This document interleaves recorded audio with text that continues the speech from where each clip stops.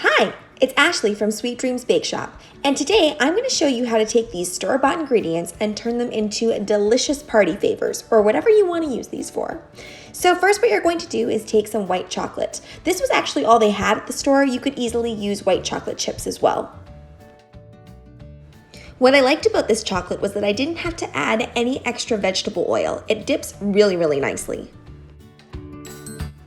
I'm creating a double boiler by putting a bowl on top of simmering water. I've mentioned this before, but the reason that I use store-bought Rice Krispie squares is because it has the exact right texture that I need.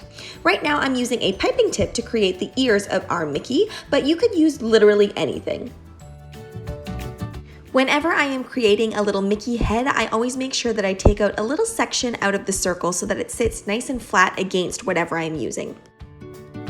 I'm using powdered donuts because that's all I could find in the store, but you can use whatever type of donuts you would like. Make sure that you really dip this into the chocolate so that the ears adhere to it super easily.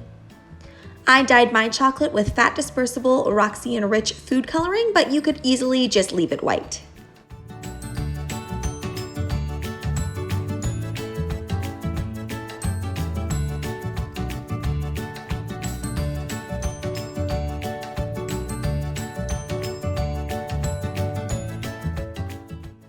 I would say these took about 15 minutes to set up in the fridge. If you're not into Mickey Mouse, you could easily just make plain donut pops. Take your lollipop stick and insert it into your donut, and then dip it in the chocolate. Now, because your donut isn't super cold the way a cake pop is when you dip it in, it's going to take a little bit longer for that chocolate to drizzle off. So just make sure you drizzle off as much as possible so that when you put it down on the parchment, it doesn't create a pool of chocolate underneath it. I like to wait until the chocolate is slightly tacky instead of super soupy, because if you put on the sprinkles right away, then they can kind of slide off.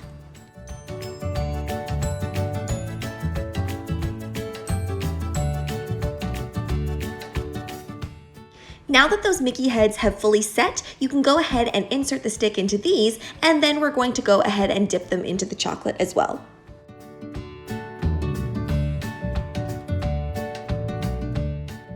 These are pretty straightforward, but you do need to make sure that you take the stick, dip it into the chocolate, and then insert it into the donut. If you don't do that, then everything is going to slide off because it will have nothing to adhere to.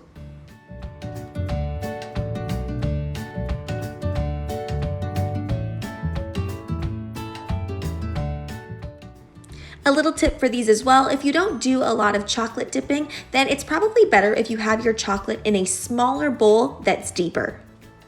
This is because it's a lot easier to dip things in chocolate when you have a lot more chocolate available. I'm kind of using my scraps here, and I'm having to go fairly quickly. There's something about the crispness of the chocolate that goes so well with a fluffy donut. And even though they're store-bought, it really tastes quite nice. Disneyland is one of my favorite places, and I'm missing it so much, especially now that it's closed and the borders are closed.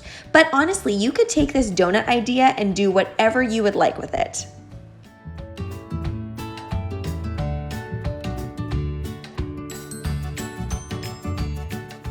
Thanks so much for watching, guys. Don't forget to like, share, and subscribe so you can be part of this sweetie fam. Right now, I'm uploading daily, so make sure you hit that notification bell so you know when I upload. Also, be sure to comment, request, or ask a question. I love hearing from you guys. Bye!